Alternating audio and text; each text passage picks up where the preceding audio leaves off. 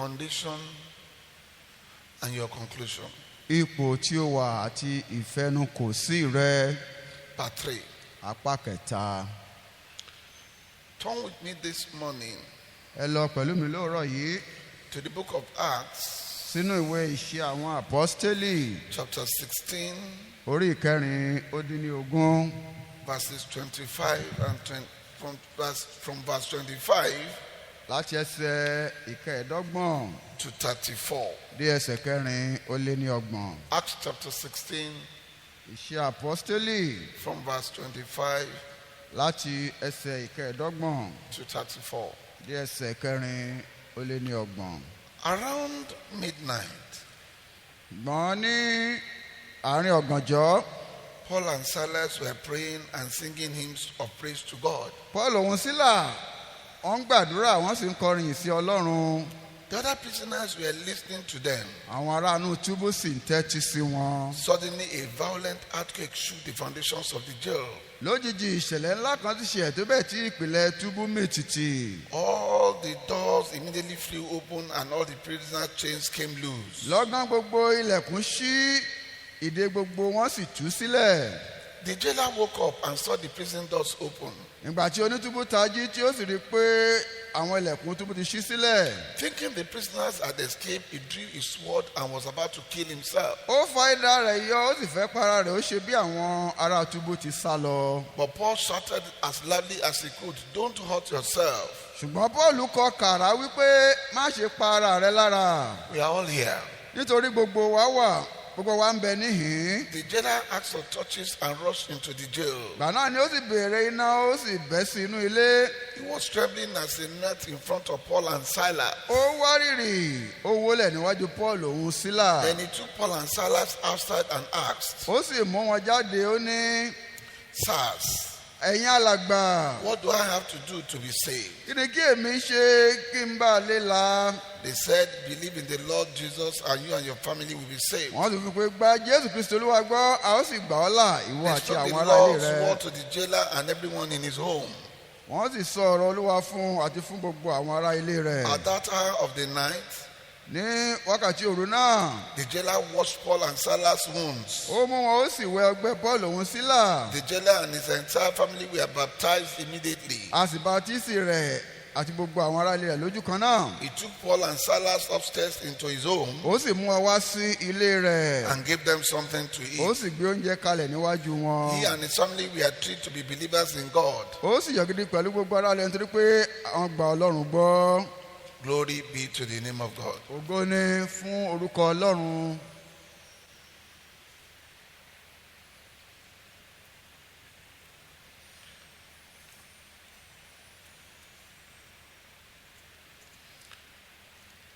I'm coming back to, or let me just talk about the genesis to this event. Ẹ jẹ́ kí n kàn sọ ráńpẹ́ nípa ìpilẹ̀ṣẹ̀ olóṣokùnfà ìṣẹ̀lẹ̀ yìí. The genesis. Ìpilẹ̀ṣẹ̀ rẹ̀. The first question we want to ask is, what was the offense of Paul and Silas? Ìbéèrè àkọ́kọ́ tí èèyàn ó fẹ́ béèrè ni pé ẹ̀ṣẹ̀ wo ni Paul òun Sílà ṣẹ̀ pàápàá? Why did they throw them into prison? Èé ṣe tí a jù wọ́n sí inú túbú? The Bible made us understand in Acts chapter 16 from verse 16 Nínú ìwé Iṣẹ́ Àpọ́sítélì orí 13 láti ẹsẹ̀ 14 Bíbélì jẹ́ kí ó yé wa. that one day, while Paul and Silas were going to the place of prayer, Wípé ní ọjọ́ kan bí Paul òun Sílà ti ń lọ sí ibi àdúrà, a female servant met them ìránṣẹ́bìnrin kan ó bá wọn pàdé lọ́nà. who was possessed by an evil spirit that told fortunes. Ẹni tí ẹ̀mí èṣù àfọ̀ṣẹ tí ó gbé wọ̀.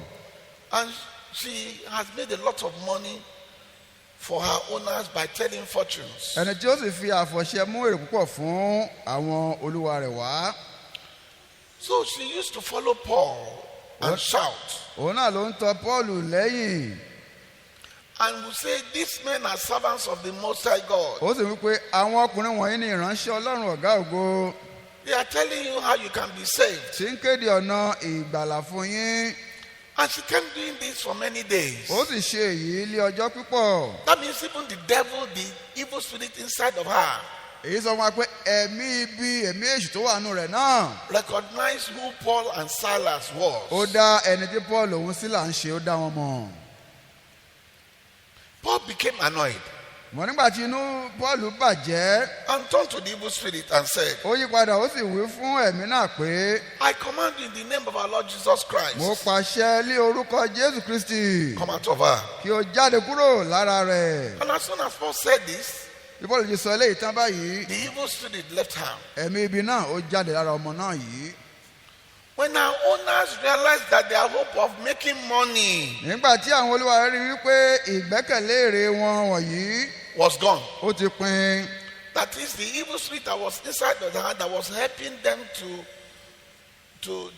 that was helping her to speak and divine for people, èyí ni ẹ̀mí àfọ̀ṣẹ tó ń bẹ nínú ọmọ náà tó fi máa ń sọ tẹ́lẹ̀ sínú ayé àwọn ẹ̀ tó máa ń ríran fún wọn. by which the owners were able to make money from people. èyí tí àwọn olówó arábìnrin sì ti parẹ̀ fi máa rí èrè fún ara wọn yìí. When they realized that Paul had cast off that evil spirit, gbà tí wọ́n rí pé Paul ti lé ẹ̀mí ibi náà jáde lára ọmọbìnrin yìí. and there was no way of making money wọ́n pé again, kò sí ọ̀nà fún ọ láti rí èrè lára ọmọ yìí mọ́. they grabbed Paul and Silas wọ́n bá mú Paul òun Sílà. and dragged them to the authorities in the public square wọ́n sì wọ́n lọ sí ọjà tọ̀ àwọn ìjòyè lọ. in front of the Roman officials. níwájú àwọn ọ̀gágun àwọn ọmọ Róòmù. They said these men are stirring up a lot of trouble in our city. wọ́n wí pé àwọn ọkùnrin wọ̀nyí ti ṣe iṣẹ́ jù wọ́n sì yọ ìlú wa lẹ́nu. They are Jews àwọn tí í ṣe Júù. and they are advocating customs that we cannot accept or practice as Roman citizens. wọ́n sì kọ́ni ní àṣà tí kò yẹ fún wa àwa ẹni tí í ṣe ará Róòmù. The crowd joined in the attack against Paul and Silas. ọ̀pọ̀ ènìyàn súnmọ́ jùmọ̀ dìde sí wọn.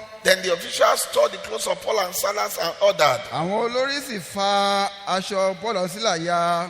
the guards to beat them and with sticks. wọ́n sì pàṣẹ kí a fi ọ̀gọ̀ lù wọ́n. After they had hit Paul and Silas, nígbà tí wọ́n ti lù wọ́n tán. they threw them in jail wọ́n sọ wọ́n sínú túbú. and ordered the jailer to keep them under tight security. wọ́n kìlọ̀ fún túbú kí ó máa pa wọ́n mọ́ dáradára. So the jailers followed these orders gbà tí onítúbú sì gbọ́ irú ìkìlọ̀ bẹ́ẹ̀. and put Paul and Silas into solitary ó sọ wọ́n sí inú túbú ní inú lọ́hùn-ún. with their feet in leg irons. ó sì kan àbàmọ́ wọn lé ẹsẹ̀. That was the sin of Paul and Silas. ẹ̀ṣẹ̀ tí Paul òun Sílà tí wọ́n ṣẹ̀ nìyí o.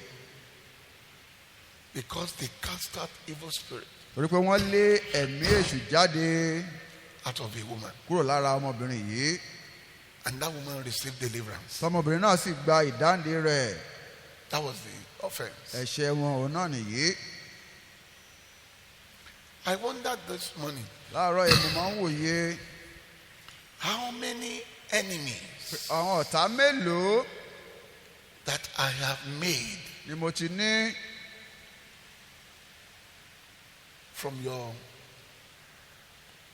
as a result of some of you. nítorí ẹ̀yin kan. From those who have placed you in bondage. láti ọ̀dọ̀ àwọn tó ti fi yín sí inú ìdè. From those who have been oppressing you for láti years. ọ̀dọ̀ àwọn tí wọ́n ti ń ní yín lára láti ọ̀pọ̀lọpọ̀ ọdún wá. From powers of household wickedness. láti ọ̀dọ̀ àwọn agbára ogun ìdílé. From your individual families. láti inú ìdílé olúkúlùkù yín. From household witchcraft. láti inú ìṣàjẹ́ ìdílé. How many? mélòó ni wọ́n. Or how many enemies have I made? àbí ọ̀tá mélòó gan tiẹ̀ ni mo ti ní. Even from some of you. àní láti ọ̀dọ̀ ẹ̀yin kan At pàápàá. one point in time. ní àkókò kan àbí òmíràn. Simply because I told you the truth. torí wípé mo kàn bá yín sọ ní tí ṣe òtítọ́ ọ̀rọ̀. Even if it's for 1 second. bí o bá tẹ̀jú fún ìṣẹ́jú àyá kan Even ṣoṣo if it's for lọ. 1 minute. bí o jù fún ìṣẹ́jú kan péré lọ. Even if it's just for 1 day. bí o jù fún ojú ọjọ́ kan péré lọ. That you thought evil of me because I told you the truth. tí ẹ ro bí rò mí torí pé mo bá yín sọ òtítọ́ yìí. Just imagine if that evil thought had come to pass. fojú inú wò bí èrò bí rẹ bá wá ṣiṣẹ́ ń kọ́. Where would I have been? níbo ni ọ̀tá mi bá wà báyìí. And even as I speak, mo sì ń sọ̀rọ̀ lọ́wọ́ ìpapà. it's not everyone that's a member of this ministry. It's not everyone that's a member of this kì í ṣe ministry gbogbo ẹni tó ṣe ọmọ tó jẹ́ ọmọ ìjọ yìí náà.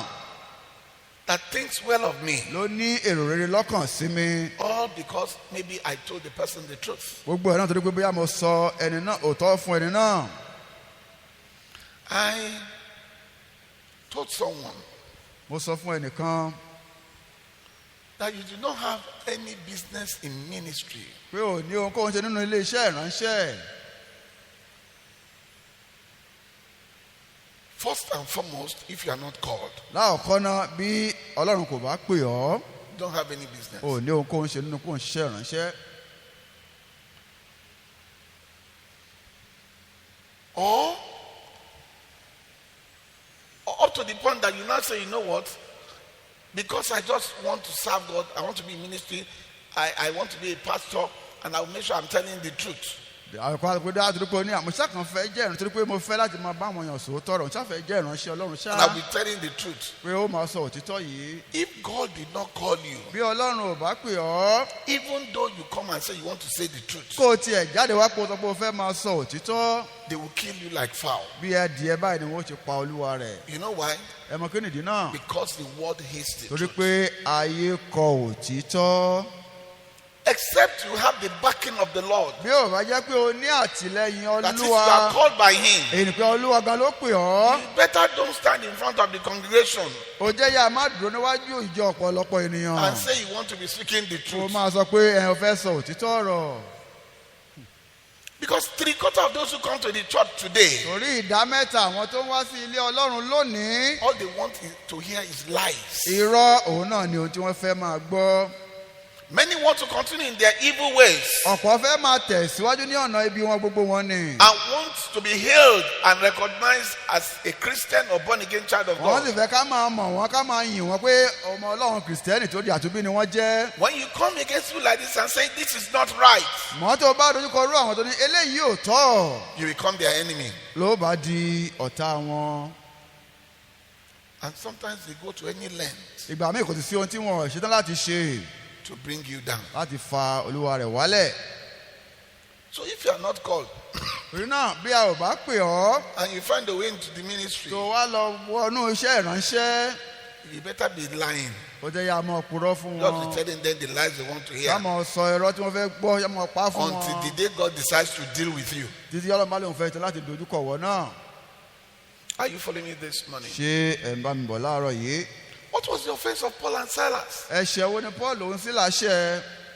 Because they stand for the torí truth. pé wọ́n dúró fún ohun tí í ṣe òótọ́. Because they stand for justice. pé wọ́n dúró fún I have ẹ̀tọ́. become the enemy of some people, beloved, mo ti di ọ̀tá sí àwọn kan báyìí olùfẹ́. because I stand for the truth Torí pé and mo justice. dúró fún ohun tí í ṣe òótọ́ tí ti ṣe ẹ̀tọ́. Because I do not like the poor to be tí mo oppressed. fẹ́ ká ní àwọn tálákà lára.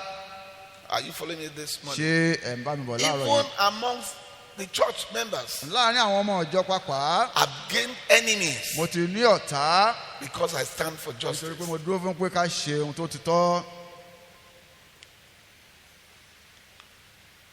This was the sin of Paul and Silas. ẹ̀ṣẹ̀ yìí ni ẹ̀ṣẹ̀ tí Paul òun sí láṣẹ. So the point that they said, you know what? èpè wọn ọmọ kí ni bí. Let us find something against them ẹ jẹ́ ká wá ẹ̀sùn kan kà sí wọn lọ́rùn. and use it so that they can be put to jail and put away, ká sì lo ẹ̀sùn yìí kí wọ́n fi tirẹ̀ tí wọ́n so mọ́nú that they will túbú. stop disturbing us. kí wọ́n lè má máa yọ wá lẹ́nu mọ́ nígboro. But look at the attitude ṣùgbọ́n wá wo ìṣesí of Paul and Silas Paul òun sílà yìí when this happened. nígbà tí nǹkan wọ̀nyí ṣẹlẹ̀ sí wọn. Your condition ipò tí ó wà and your conclusion. àti ohun tí ó fẹnu kò lé lórí.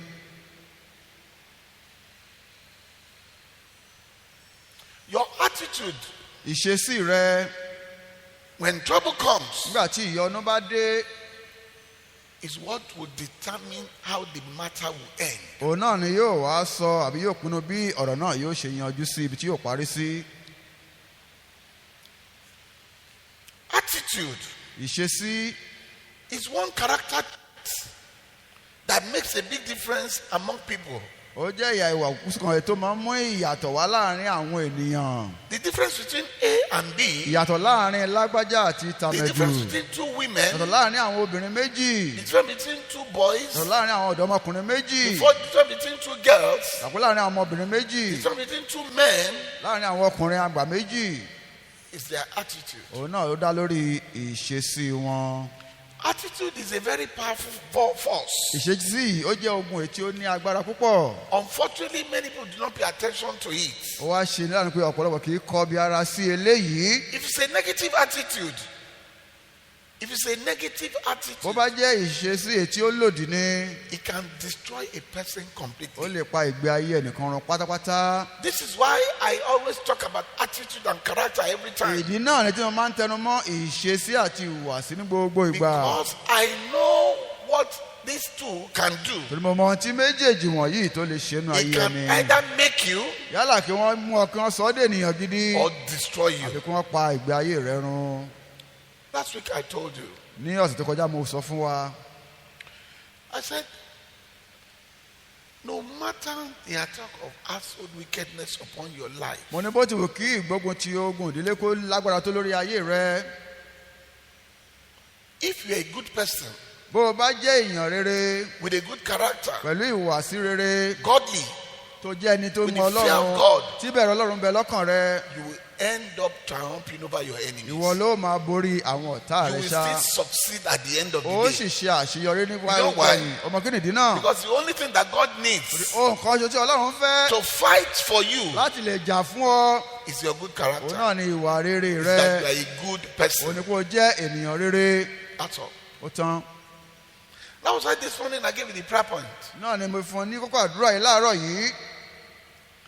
That if you know you are a good person, Tó bá mọ̀ pé èèyàn rere ni ọ́, you don't harbor wickedness. o ò ní ìwà ìkà You don't lọ́kàn do rẹ, evil against anyone. o ò róbìrú You are ẹnikẹ́ni, not selfish and wicked. o ò ṣe ìkà ìdà tó jẹ́ onímọ̀ tara Pray ẹnìkan. that God will fight your battle. Gbàdúrà kí Ọlọ́run jà fún ọ, And He will fight it. yóò sì jà fún ọ.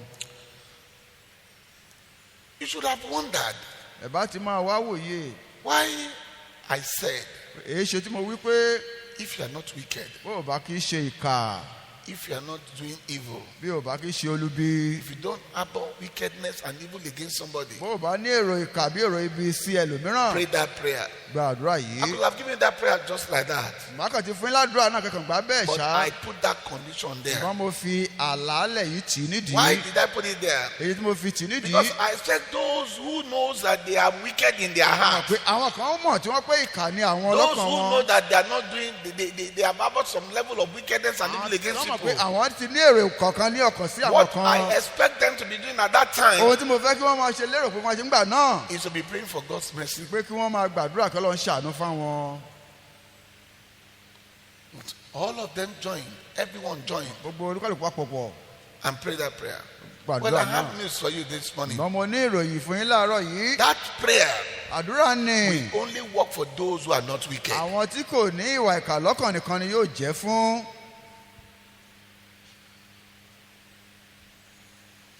God does not hear the prayer of the wicked, Ọlọ́run kì í gbọ́ àdúrà ìkà ènìyàn o. but He hears the prayer of the righteous. Ṣùgbọ́n ń gbọ́ àdúrà olódodo. Look at when I read that Psalm 35 for you. Bàtí mo ka ìwé orin Dáfídì orí When I karùn-ún first nínú gave ogójì you fún that wa. prayer point, Tí mo kọ́ fún yín kókó àdúrà I yìí. just said, if you are not wicked. Mo ní ìkà. Then I went on to read Psalm 35 Mo wá ka orin Dáfídì orí karùn-ún nínú ogójì to fún let wa. you know what gave David the justification to pray that prayer. Kẹ wá mọ ohun tó fún Dáfídì ní ìdáláre láti He gba said, àdúrà yìí. as for him, Ó ní ní tòun o. when they were in trouble, Nígbà tí wọ́n wà nù he ìyanu. was praying for them. Òun gbàdúrà He fún wished wọn. them well. Ó rere He rò wọ́n. wanted the best for Ó fẹ́ them. ẹni tó dáa jùlọ fún wọn. But look at how they are paying him Mo ẹ bí back. wọ́n ṣe ń san án padà fún mi. He had cause to pray that prayer Eléyìí mú kó ní ìdí He àti had- gbàdúrà náà. because his hands were clean. Torí pé ọwọ́ rẹ̀ When I mọ́. read that scripture again, Pàtí mo tún ka ìwé yìí I lẹ́ẹ̀kan sí i. expect some of you to grab and understand the reason Ó why. pé kí àwọn kan ní ìdí àbí tí a fi gbàdúrà náà. Still, everyone still prayed. Síbẹ̀, Now, ojú the kò one ló that gbàdúrà náà. baffles me most Ètò kọ mí lóminú jù ń bẹ̀. is that some of you that were praying that prayer Lára àwọn tó ń gbàdúrà yìí, have one trace of our act of wickedness or the other in them wọ́n ní irú ìwà ìkà kan àbí that òmìn nínú I wọn. even know and have spoken to them about, Léyìí tèmi gan mọ̀ tí mo ti and bá they wọn have sọ́n pa not rẹ̀. changed. Tí wọn ò sì tí ì yí Meanwhile, padà. they are the one praying Àwọn most. gan ló sì wá ń lera mọ́ àdúrà náà ní gbígbà jùlọ. Let me tell you something. ẹ jẹ́ n sọ nǹkan fún wa. If things are not right in your life, bí nǹkan ò bá ṣe déédéé nínú ayé rẹ, check yourself. yẹ ara rẹ wò First and foremost. lákọ̀ọ́kọ́ náà. Before you start thinking it's one enemy or the other, kó o tó máa wá rò bóyá ọ̀tá kan àbí òmíràn it ni. may probably be the cause of your misfortune. ó lè jẹ́ pé wọ́n gan ló ń fa ìṣòro tó ń dé bá ayé rẹ fúnra rẹ. I'm coming back to that later. ṣe ń padà bọ̀ sórí eléyìí. How do you react to situations? Let me talk about Paul and Silas for a change first. ẹ jẹ́ nǹkan sọ nípa Paul òun Let me sílẹ̀ talk about the náà. righteous first. ká kọ́ sọ nípa àwọn olódodo Let me náà. talk about those who are doing the right thing ká sọ first nípa àwọn tó ń ṣe ohun tó tọ́ before I lákòókò. come back to the wicked. ká tó wá sórí àwọn ìka ènìyàn.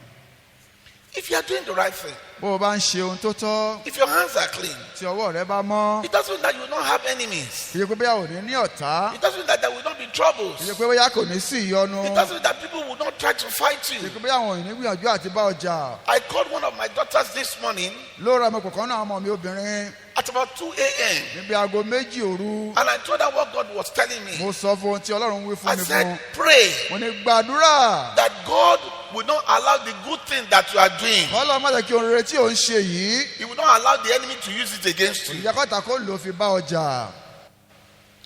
Because even in your goodness, kò nínú ìṣeré rẹ the náà enemy pàpà. can use it to wage war against you. ọ̀tá lè lò ó fi gbógun tì ọ́.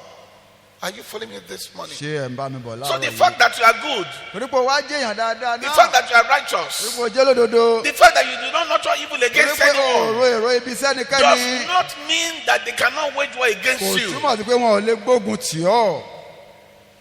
But when it happens, mọ̀ bó bá ṣẹlẹ̀ bẹ́ẹ̀. how do you react? irú ìhàwọ̀ ló ń kọ sí i. Let us learn from the example of Paul and ẹ Silas. jẹ́ akẹ́kọ̀ọ́ lára àpẹẹrẹ ti Paul òun sílà yìí. They could have developed attitude towards God. àmọ́ tí máa ṣe bákan sí God, Ọlọ́run. why? Ọlọ́run èé ṣe. Why would you allow this to tó happen? jẹ́ kí lè ṣẹlẹ̀ sí wa. When we are representing you, ayùwọ̀ là ń ṣojú. we are preaching the gospel, ìrè là ń wàásù. and right before your eyes, níwájú rẹ̀ gbangba you allow báyìí. this to happen ó to jẹ́ kí us. nǹkan báyìí ṣẹlẹ̀ sí wa. Joseph should have said, God, bá ní Ọlọ́run. I was trying to live righteously, ó ń gbìyànjú àti gbégbé ayé and you òdodo. allowed this woman to lie on me olùdákọ́bìnrin yìí purọ́ mọ́ mi. and put me into ó fi prison. mí sínú túbú. But look at their attitude. ṣùgbọ́n ẹ wo ìṣesí àwọn wọ̀nyí. Ordinarily, you come to church. ẹ máa ń wá sí ilé Ọlọ́run tí Maybe yín. you are in the choir, ó yóò wà nínú ẹgbẹ́ akọrin. or in ushering, àbí aṣọ́nà. or in deliverance. àbí ẹgbẹ́ ìdáǹdè. Ordinarily, maybe because you pay your tithes once in a while. látọ̀rí pé o kàn ń sàn dámẹ́wàá rẹ̀ Even if you pay lẹ́ẹ̀kọ̀ọ̀kan. constantly, bó bá tiẹ̀ ń sọ one small lóòrèkóòrè. problem come your way. bó bá ti ní ìṣòro kékeré You kan say, báyìí. yes, God. ó ní Ọlọ́run wá After dàbáyé. all, whatever I'm doing for him, mo all I'm doing for him, mo tí mo ṣe fún Ọlọ́run. I won't do again. Mo tiẹ̀ ṣe I won't mọ́. even go to church lọ again. sí Ọlọ́run mọ́.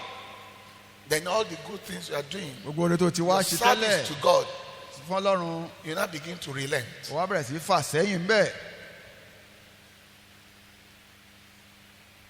But look at Paul and Silas. ṣùgbọ́n ẹ jẹ́ ká wo Paul òun sílà. If your attitude is positive, bó bá jẹ́ pé ìṣesí rẹ jẹ́ èyí tí ó tọ́. when you face the troubles of life, nígbà tó bá kojú àwọn ìyọnu inú ayé. you will always come on top of the problem. ó máa borí àwọn ìṣòro náà ní ṣá. But if your attitude is bó negative, bá jẹ́ pé ìṣòro rẹ jẹ́ èyí tí ó lòdì. the àbí trouble ìṣesí will rẹ. overcome you. ìṣòro náà yóò borí rẹ. We have some people a ní àwọn ènìyàn kan. who are always happy no matter their condition, tó jẹ́ pé ipò yóò tí wọ́n lè bára wọn inú wọn máa ń dùn ní ṣá. and it's all based on their attitude. eléyìí sì dá lórí ìṣesí wọn. All based on their attitude. ó dá lórí ìṣesí wọn. Now your happiness ǹjẹ́ ìdùnnú rẹ and your success in life, àti àṣeyọrí rẹ láyé.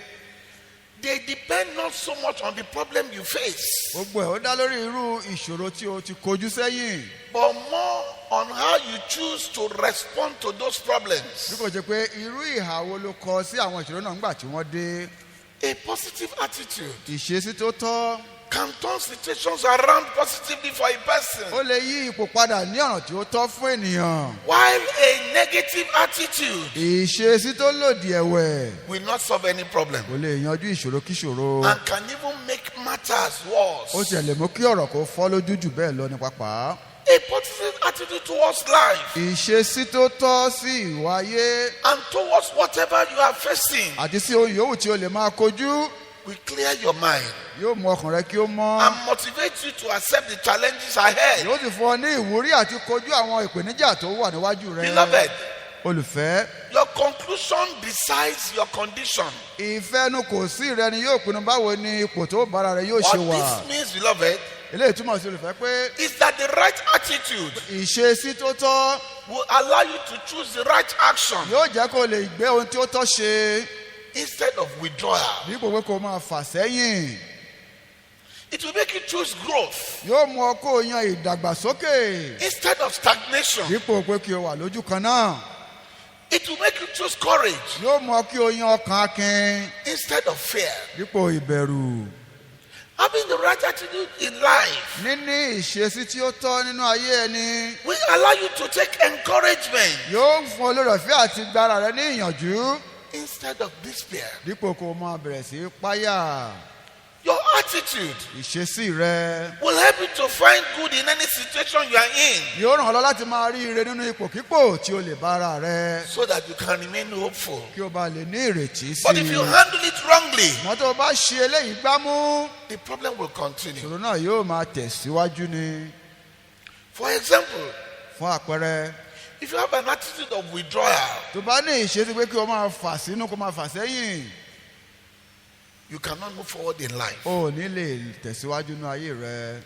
Worrying yourself until you get sick is also a wrong attitude. dídára rẹ láwọn tí tó fi ṣàìsàn ó jẹ́ ìṣesí tó lòdì bákan náà. When you choose to console yourself tó bá gbé láti tu ara rẹ nínú with drugs, pẹ̀lú egbògi with alcohol, pẹ̀lú ọtí líle with cigarettes, pẹ̀lú sìgá with the wrong attitude, pẹ̀lú àwọn ìṣesí tó lòdì wọn ni with being moody, pẹ̀lú kó o máa kárí sọ with being in the mood of pity party, pẹ̀lú kó o máa wà láàrin àwọn tí yóò máa gbọ́ lọ lẹ́yìn ká máa káàánú rẹ with looking morose, pẹ̀lú kó o máa fajúro always looking for people to pity kó o you. ṣá máa wo káwọn èèyàn máa káàánú rẹ ṣá. It's a wrong attitude. ìṣesí tó lòdì ní eléyìí olùfẹ́. Some of you have it in this ministry. ẹ̀yin kan sì nírú ìṣesí báyìí nínú iléeṣẹ́ ìránṣẹ́ yìí. There is a saying ó lóun kan tí a máa ń sọ in French. lédè faransé. Where is Brother Izzy? Is he in church? Is Brother Izzy here this one? Where is he? Please come and help me say that saying. There's a saying in French.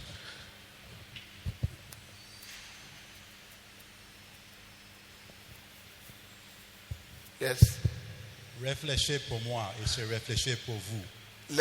Réfléchissez Pour moi pour moi et je réfléchis pour vous. et je réfléchis pour vous. Réfléchissez pour moi et je réfléchis pour vous. I know some of you will quickly write it down so that you can use it. Amen. Àmín. What is the meaning of this? kí ni ìtumọ̀ èdè faransé tí wọ́n sọ yìí?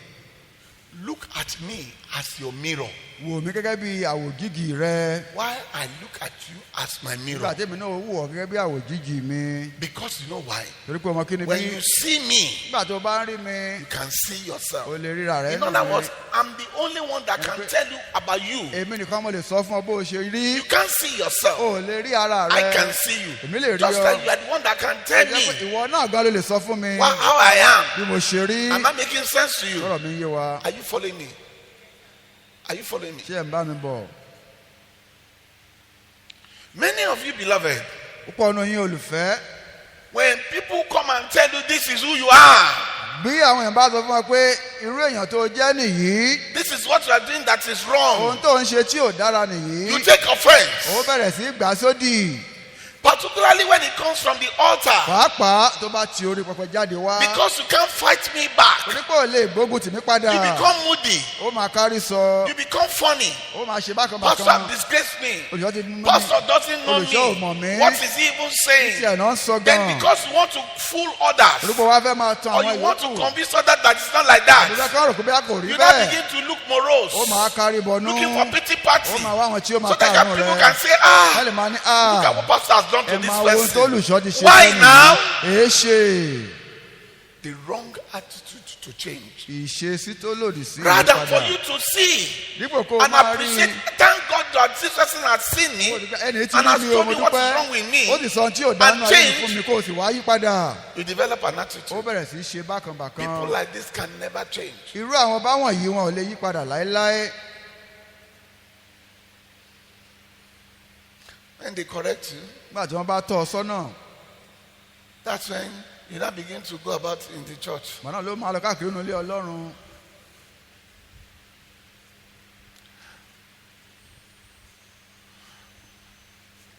God, you Ọlọ́run see me. o orí mi o. And then when they give prayer points, wọ́n bá ní ẹ gbàdúrà. God fight my battle. Ọlọ́run gba ìjà mi God jà. fight my battle Olúwa, because you can see me. kò ṣàrí mi.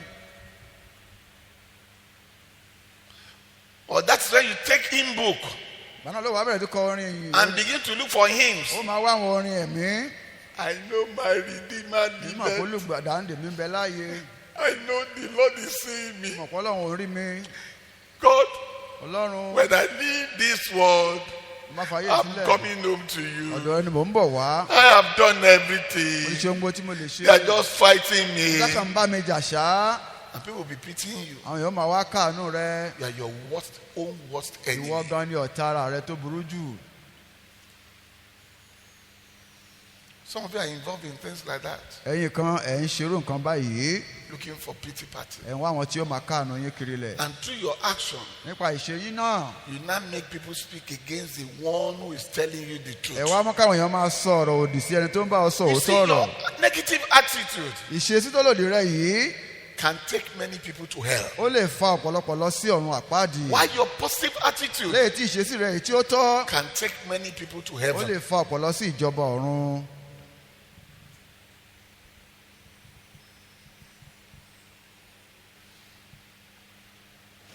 Unfortunately, beloved, olùfẹ́ ṣe ni láàánú. many people did not realize this. eléyìí kò yí ọ̀pọ̀lọpọ̀ ènìyàn. That's why I encourage people, bí mo fi máa ń gba àwọn èèyàn níyànjú nìyí. focus on why you are in church. kọjú sí ní tó o bá wá sílé Ọlọ́run. Stop looking at people's faces. yé wojú àwọn ènìyàn. How they react when they are being corrected irú or ìhà tí wọ́n ń chastised. kọ sí ìbáwí àbí ìtọ́nà má wò ó.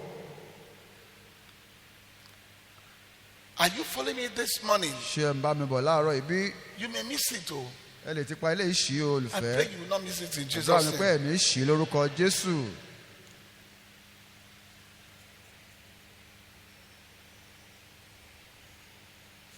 Some of you, what you do is to eat when you are faced with problems. ẹ̀yin kan ńgbà tí ìṣòro bá wọnú ayé yín ntẹ́ mọ̀ ibẹ̀ kan máa rọ oúnjẹ jẹ níra yìí. You just eat and eat ẹ anyhow. ṣáà kan máa jẹ gbogbo ẹ̀ máa fẹnu gbé kiri lẹ̀. I've been there before, ó ti ṣe mí bẹ́ẹ̀ rí. so I know what I'm talking about. ọmọ ohun tí mò ń sọ ń pẹ́. I never used to be this fat, n ò sanra tó báyìí tẹ́lẹ̀.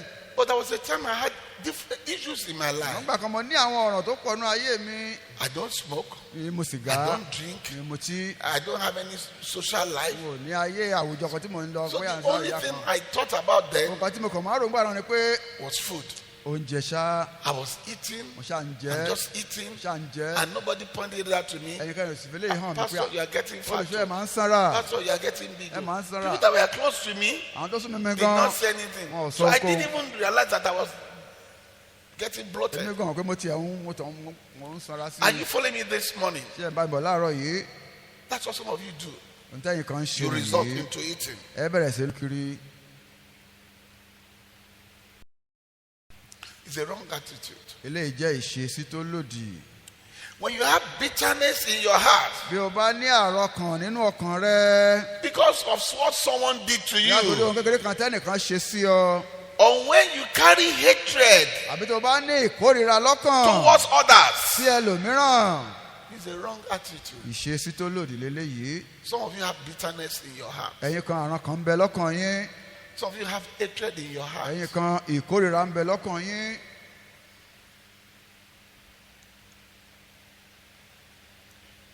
Some of you, you just smile, ẹ̀yin kan To ẹ̀kan rẹ̀ ni people. mo yẹ sí àwọn èèyàn lásán but inside of you is evil. ṣùgbọ́n ibi òun náà ló kúnnú yín bá mú. I will tell you how it is, beloved. mo sọ fún yín bó ṣe rí olùfẹ́. It's what I'm seeing, what God is showing to me, And I have evidence of it even in your character. ohun tí ọlọ́run fi hàn mí tí mo rí ni mo sì ní ẹ̀rí rẹ̀ gan nínú ìhùwàsí yín pàápàá. If you like, you can deny it. It's ó your wọ̀ ọ́ business. kó o sẹ́ kó ní kò rí bẹ́ẹ̀ o kù sí ọ lọ́wọ́.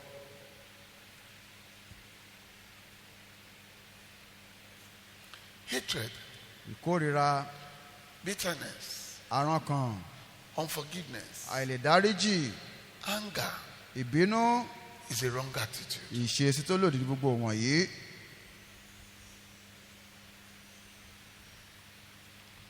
It will not allow you to move forward, kò ní fún ọ láǹfààní àti tẹ̀síwájú.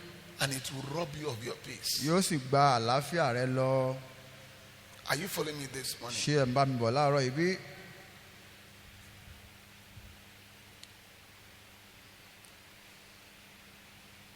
Some people say, I wish this life was over.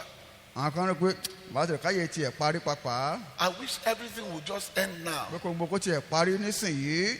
Have you ever thought of one thing? ṣé wọn náà ti ronú báyìí rí? If it had to end now, ó bá ń láti parí nísìnyí are you báyìí. sure you will go to heaven? ǹjẹ́ ó dá lójú pé ó lọ sí ìjọba ọ̀run bí? But because of your present problem, mọ́ torí ipò tó wà you say lọ́wọ́lọ́wọ́ you wish báyìí. life will end èmi now. ò bá fẹ́ pé kí ayé tiẹ̀ parẹ́ báyìí nísìnyí.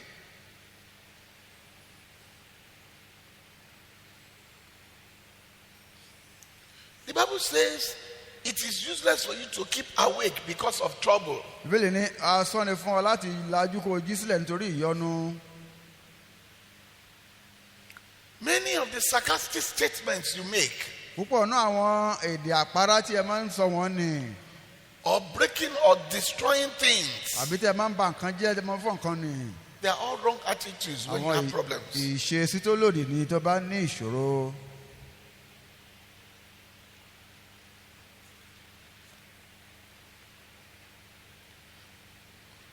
What you need to understand, ohun tí ẹ gbọ́dọ̀ jẹ́ kí ó yé yín. your attitude has an impact on your happiness ìṣesí rẹ ó ní ipa tó kó lórí ìdùnnú ayé rẹ. as well as impact on the success of those around you. bákan náà ló ní ipa tó kó lórí àṣeyọrí àwọn tó wà ní àyíká rẹ. Some of you, ẹ̀yin kan all you need to do this morning kí ohun tẹ́ ẹ kàn ní láti ṣe lóòrọ̀ yìí to change the course of your destiny láti yí ibi tí àyànmọ́ yín ń darí kọ padà sáyé ẹ̀.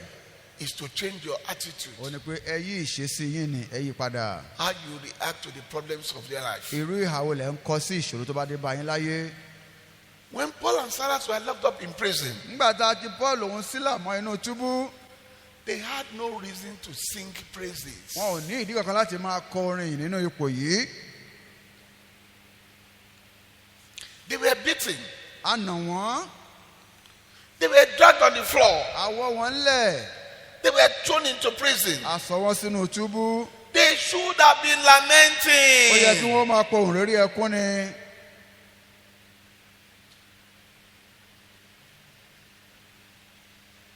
But they were singing praises. ṣùgbọ́n ńṣe ni wọ́n ń kọ orin ìyìn.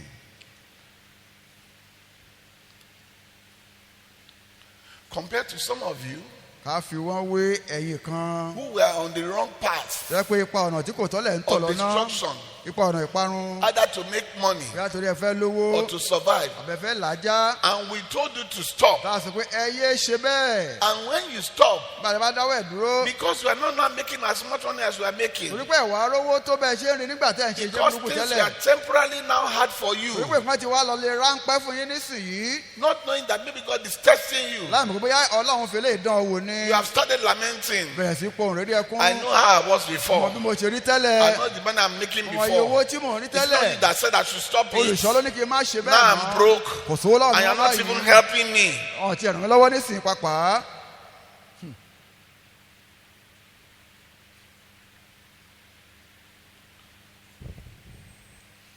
Because I told you not to do what will destroy you. torí pé mo ní kó o má dáwọ́ rẹ lẹ́yìn tí yóò mú ìparun bá ọ. And you stopped. o sì dáwọ́ ẹ̀ dúró. So now I should carry all the burdens of your life, the torí náà problem of your life. kí n máa bẹ̀rù gbogbo ẹrù ayé rẹ torí pé mo ní o má ṣe tí ò dá mọ́. Are you following me this morning? ṣé ẹ̀ ń bá mi bọ̀ olùfẹ́. Wrong attitude. ìṣesí tó lòdì ní eléyìí.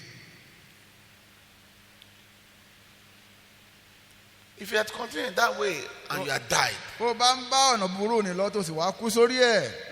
would you be alive to be saying what you're saying? ṣé ó lè wà láyè láti máa lanu sọ̀rọ̀ Or you are in prison. àgbóyè wà nù túbú.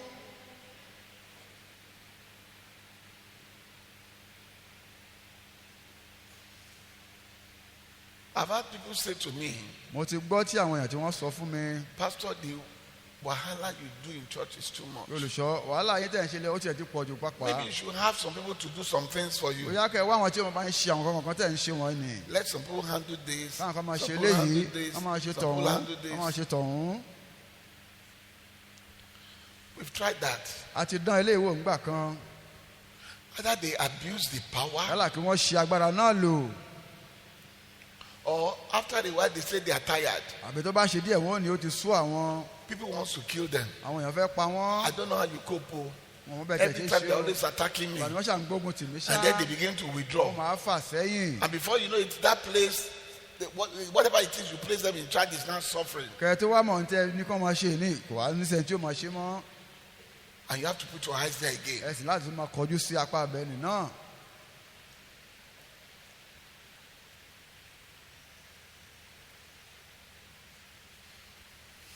Glory be to the name of God. ògo ni fún orúkọ ọlọ́run. Even though Paul and Silas suffered before because they were doing the work of God, bó tiẹ̀ jẹ́ pé paul àti sílà wọ́n ń jìyà torí pé wọ́n ń ṣiṣẹ́ ọlọ́run. their attitude was different. ìṣesí wọn yàtọ̀.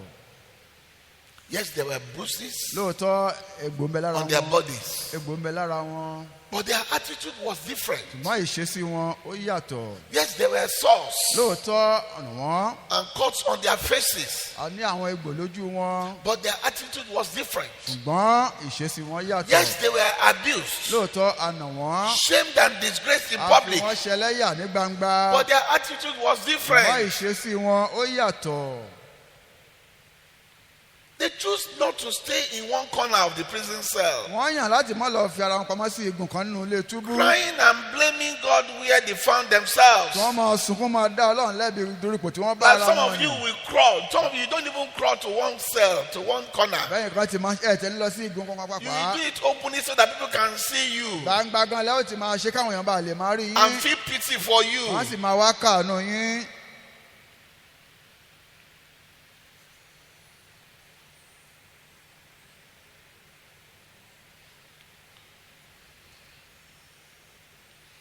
Their attitude was different. ìṣesí wọn yàtọ̀. They chose the attitude of praising God wọ́n yan ìṣesí àti máa yin ọlọ́run that they are serving. tí wọ́n ń sìn.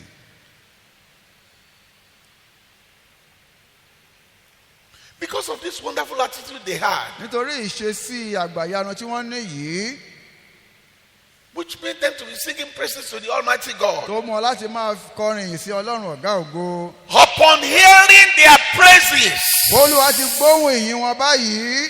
God was so happy inú ọlọ́run dùn tó bẹ́ẹ̀ gẹ́. that he stood up on his throne ó dìde ńlẹ̀ lórí ìtẹ́ and the rẹ̀. earth trembled ilẹ̀ sì mì tìtì. and the prison door ilẹ̀kùn lè túbú ó sì ṣí sílẹ̀.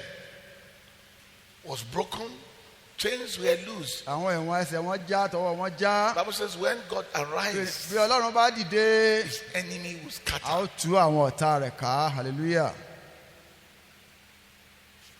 Things happened. eléyìí wọ̀nyí ṣẹlẹ̀.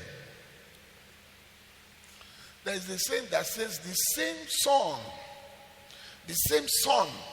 òrùn kan náà that melts the candle, èyí tó ń yọ àbẹ́là. the same sun hardens the clay. òrùn kan náà ló mú amọ̀ kí ó le. Your attitude ìṣesí rẹ can neither make or destroy you. yálà kó mú ọ kó gbé ọrọ̀ àbí kó mú ọ ṣubú lulẹ̀. But you see, it's all within your wọ́n control. gbogbo ẹ̀ ó wà ní ìkáwọ́ rẹ. So you have to make a decision today ìlú gbọ́dọ̀ wá ṣe ìpinnu lónìí. that your conclusion must be positive. pé ìfẹnukòsí rẹ gbọ́dọ̀ jẹ́ èyí tí ó tọ́. It must be positive because you are responsible to how you react to torí pé situations. ìwọ nìkan ló lè mọ báwo ló ṣe lè rí rárá o lè kọ́ sí ohun tó bá ń ṣẹlẹ̀ sí ọ. It is whatever you are allowed to influence your life that will influence your ohun life. tó ń bá jẹ́ kó ti ìgbé ayé rẹ náà ni yóò máa tì í nìṣó. A positive attitude to life, ìṣesí èyí tí ó tọ́ sí ìgbé ayé which is the same as godly, tí í ṣe bí tí ó níwà bíi ti ọlọ́run bákan náà allows you to stand up yóò mú ọ láti lè dìde dúró and take control of your tó life. sì gba àkóso ìgbé ayé A rẹ. positive attitude Ìṣesí tó tọ́ is more important than money. ó ṣe pàtàkì ju owó níní lọ. Are you following me this morning? Ṣé ẹ̀ ń bá mi bọ̀ láàárọ̀ yìí? It's more important than your Ó ṣe circumstances. pàtàkì ju ààyè tí ó wà ní lọ. It's more important than your Ó failures. ṣe pàtàkì ju ìkùnà rẹ lọ. It's more important than what people say or think of you. Ó ṣe pàtàkì ju ohun tí àwọn èèyàn ń rò àbí tí wọ́n ń sọ nípa rẹ lọ. It's more important than your appearance and even more important than any education that you get. Ó ṣe pàtàkì ju ìrísí rẹ tàbí ìwé òyìnbó tí o lè kà lọ. Some of you put your focus more on your appearance. Ẹ̀yin kan àfojúsùn yín máa ń wà lórí ìrísí yín. It may be the way you walk, Bó ṣe the ń way rìn, you talk, bẹ̀ ṣe ń the sọ̀rọ̀, way you comport bẹ̀ ṣe ń yourself. gbéra yín kalẹ̀. But with all your pretense and your holy and everything, Pẹ̀lú gbogbo ìdíbọn yín tẹ̀ ń ṣe náà, your character is still awful. ìhùwàsí yín ó sì burú jáì náà síbẹ̀. But your appearance, Mọ́ ìrísí you want yín, to appear that you are good. ẹ fẹ́ fi hàn pé èèyàn dáadáa ni yín. Are you following me this morning? Ṣé ẹ̀ ń bá mi bọ̀ láàárọ̀ yìí? Eventually, your character will give you up. Bó bá yá ìwà rẹ yóò fi ọ́ hàn. Happiness Ìdùnnú in life láyé yìí. is determined by 10% of what happens to you. Ohun tó ṣẹlẹ̀ sí ọ ìdámẹ́wàá rẹ̀ náà ló ń ṣe okùnfà rẹ̀. 90% of how you react. Ṣùgbọ́n ìdáàdọ́rùn irú ìhàwó òun ló ń kọ sí ìṣẹ̀lẹ̀ Your yìí. happiness, Ìdùnnú rẹ, the determinant, ohun tó ń dálé lórí. is only 10% of what náà ni happens to you. ìwọ̀nba ìdámẹ́wàá ohun tó ṣẹlẹ̀ sí ọ. And 90% of how Ṣùgbọ́n you púpọ̀ react. jùlọ ìdáàdọ́rùn irú ìhàwó ló kọ sí So tó it's ṣẹlẹ̀ not what yìí. happens to you that makes you happy. Torí náà kì í ṣe ohun tó ṣẹlẹ̀ sí ọ ló múnú rẹ It's dùn. how you react to the situation that determines your Ṣùgbọ́n irú happiness. ìhà tó bá kọ sí ìṣẹ̀lẹ̀ náà ni ó múnú rẹ dùn. When you talk to people who achieve great success in life, Tẹ bá bá wọn tí wọ́n ti gbé ohun ńláńlá ṣe nínú ayé wọn. many of them will tell you that they failed and struggled so many times Púpọ̀ wọn pé ní ọ̀pọ̀ ìgbà làwọn ti kọsẹ̀ táwọn sì kùnà. before they achieved their Kó first tó di success. pé wọ́n rí àṣeyọrí àkọ́kọ́ wọn ṣe. It is only when you adopt and maintain a positive attitude Nígbà tó bá ti bẹ̀rẹ̀ sí mú ìṣesí tó dá wọ̀nyí lò tán, that you'll be able to persevere òun náà ló lè ní ìfaradà. and strive on Ló sì máa tún tẹ̀síwájú despite the challenges ahead. lábẹ́ gbogbo àwọn ìpèníjà yòówù tó lè máa wà níwájú rẹ. I can't emphasize how important your attitude is, beloved. N ò lè máa tẹnumọ́ kọjá àyè gbá bí ìṣesí rẹ yìí bó ṣe jẹ́ pàtàkì tó Your olùfẹ́. condition will not change Ipò rẹ lè má yí padà except you change your attitude. àyàfi tó o bá yí ìṣesí rẹ ní padà. And the key to having a fulfilled life Kọ́kọ́rọ́ sì lè ní ìgbé ayé ẹ̀kúnrẹ́rẹ́. is the right attitude. Òun náà ni ká ní ìṣesí tí ó tọ́. Your attitude works for you 24 hours of the day, Gbogbo wákàtí ọjọ́ ni ìṣesí rẹ ló fi ń ṣiṣẹ́ gbè ọ́. either for good Yálà fún rere or for bad. tàbí fún búburú. It is completely in your hands. Gbogbo rẹ̀ ọwọ́ rẹ òun náà ló wà. If you fail to harness your force of attitude, Bó o bá kùnà láti kó gbogbo àwọn ogun ìṣesí rẹ hùn láti kó wọn jọ kó o mú wọn lò. it will be a tragedy Àjálù ńlá ni yóò jẹ́ fún because ọ. your position that matters. Torí pé ipò rẹ tó ṣe pàtàkì ni. It's not your position that Kì í matters, ṣe ipò rẹ ni ló ṣe pàtàkì. but your disposition to that condition. Bí kò ṣe bó o ṣe gbé ara rẹ kalẹ̀ nígbà tó bá wà ní ipò náà. Excellence is not a skill. Yíyanrantí kì í ṣe pé yá mo téèyàn mọ̀ ṣe fúnra rẹ̀. It is not a talent. Kì í ṣe tálẹ́ǹtì tá a fún ni. It's an attitude. Ìwà ìṣesí òun náà ló jẹ́. In other words, Èyí ni wípé the attitude that you have towards the things of life, ìṣesí tí o bá ní sí àwọn nǹkan ní ayé towards yìí, your problems, sí ìṣòro tó o bá ní, with determine how well things will turn out for òun náà you. ni ó sọ bí nǹkan yóò ṣe yíyára jáde sínú ayé It fún can turn ọ. out badly, Ó lè burú, it can turn out just as good as it turned out excellently. ó sì lè tún yúró báyìí dáadáa náà. Therefore, what happens to you Ǹjẹ́ kí wá náà ni yóò wá ṣẹlẹ̀ sí ọ? is less significant Kò jẹ́ pàtàkì tó bẹ́ẹ̀ than what happens inside of you. bí kílò náà tó ń ṣẹlẹ̀ ní inú rẹ lọ́hùn-ún. What I do to you Ohun tí mo ṣe sí ọ is less kò significant jẹ́ kókó tó bẹ́ẹ̀ gẹ́ than what happens inside of you. dàbí kílò náà tó ń As ṣẹlẹ̀ a ní result ọkàn of what I've done rẹ to nítorí you. ohun tí mo ti ṣe sí ọ You yìí. allow it to damage you, Ṣé o jẹ́ kó ba ayé rẹ jẹ́ ni or you move beyond it. àbí orí kọjá gbogbo ìṣe náà? If you are hearing me shout, Bí o bá ń gbọ́ mi ké hallelujah. now, how do you make a proper conclusion about your condition. báwo ló ṣe wá lè wá sí ìfẹnukò èyí tí ó yẹ nípa ipò tí ó wà ní. Sometimes the solution to your problem nígbà mìíràn ojútùú sí ìṣòro rẹ ni is not prayer. kì í ṣe àdúrà gbígbà. It's not having a holy look. kì í ṣe kó o máa wò bí ẹni mímọ́. It's not looking sad. kì í ṣe kó o máa kárí sọ. It's not being in a pity party kì í ṣe kó o mood. máa wà nípò kan lè máa káàánú rẹ. It's not being kì í moody. ṣe kó o máa kárí bọnú. The solution is changing your character. ìyípadà nínú ìwà rẹ òun náà ni ojútùú sí ìṣòro náà. I'm saying this seriously this mo ń morning tẹnumọ́ ọ̀rọ̀ yẹn lọ́kùnkúndùn láàárọ̀ yìí. because some of you, my daughters, some of you, my sons, are exactly like ẹ̀yin this. ọmọ mi ọkùnrin àti obìnrin kan báyìí lẹ ṣe Instead of rí. you to change, dípò pé ká ẹ yí padà. it's not that you relax, you begin to pray, all my enemies should fall down and die. ó yá kẹ́ máa ní wọ ọ̀tá mi. Whereas you are your own enemy. síbẹ̀ ìwọ gan ni ọ̀tá ara rẹ. Or is it me that told you the truth? I'm your enemy. àbẹ́mi tí mò ń bá ọ sòótọ́ ọ̀rọ̀ ni ọ̀tá rẹ ni.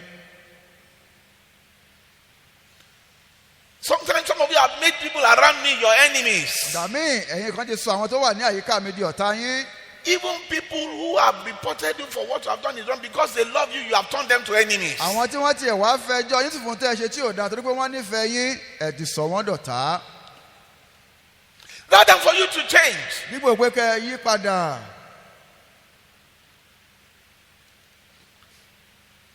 some of you don't like feedbacks. ẹ̀yin People to kan feed you back about what they see in ẹ you. fẹ́ káwọn yẹn máa sọ fún yín pé nǹkan báyìí la máa rí ń pa rẹ̀. How do you get better? báyìí la ṣe rí ọ sí nígbà tó o bá gba ilé bó ṣe fẹ́ dára jù báyìí lọ. In the Western world, ní ìlú òkèrè lọ́hùn-ún manufacturers will always ask for feedback àwọn tó ń ṣe nǹkan wọ́n máa rò pé so báwo la that ṣe they rí can nǹkan do yìí sí better. kí wọ́n bá lè ṣe òun náà kó lè dára sí i. Why do you think they call a car 2010, 2011, wọ́n pe ọkọ̀ kan ní 2012? ọkọ̀ ti ọdún And báyìí it's ọdún still the same báyìí car, the same model. ọ̀kan náà sì ní ẹ̀yà kan náà Because ní each gbogbo year, ẹ̀. ọdún there is an kọ̀ọ̀kan improvement. wọ́n mú ìgbéró Because bá of the iṣẹ́ wọn feedback they are getting from nítorí people. ohun tí àwọn èèyàn ń sọ fún ọ We lórí have tí a wọ́n ṣe funny yìí. attitude to correction in this country. We have a funny attitude to correction. a ní ọ̀nà la máa ń ṣe sí bàbá tó We wà have a nínú funny ọ̀nà rẹ̀. attitude to people trying to feed us back on what we are doing that is not good enough. táwọn èèyàn bá ń sọ ohun tá à ń ṣe tí ò dáa fún wa padà. We have a negative reaction to a máa criticism. ń kọbi ara sí ìṣátá èyí tí ó tọ́ nínú orílẹ̀-èdè We yìí. immediately turn them to be enemies. lẹ́sẹ̀kẹsẹ̀ àwọn tó bá ń bá wa sọ eléyìí á sọ wọ́n dọ̀tá. And then when we pray, bàbá wa ń gbàdúrà. we categorize them as part of our enemies á who kà don't wọ́n want us to be wọ̀nyí happy, who á don't want kà us to wọ́n wọ̀nyí sí progress. ara àwọn ọ̀tá wa tí ò fẹ́ rere fún wa. Solution jẹ́ ojútùú is change your character. sí eléyìí ni pé yí ìhùwàsí rẹ padà. Talk to your neighbor and say, change your character. sọ fẹ́ni tó wà lẹ́gbẹ̀ẹ́ pé yí ìhùwàsí rẹ padà. Stop doing those things that are robbing you of God's blessing. yéé ṣe àwọn ohun tó ń gba ìbùkún ọlọ́run lọ kúrò láyé rẹ wọn ni. Stop being selfish. yéé jẹ́ alánìkànjọpọ́n. Stop being wicked. yéé jẹ́ ìkà ènìyàn. Have some goodness in your heart. ní ìwà rere kan kó tiẹ̀ kalẹ̀ sínú ọkàn rẹ. Don't do to others what you don't want them to do to you or your children. ohun tí wo ò fẹ́ kí wọ́n ṣe sí wọ àbí àwọn ọmọ rẹ má ṣe sí ẹlòmíràn.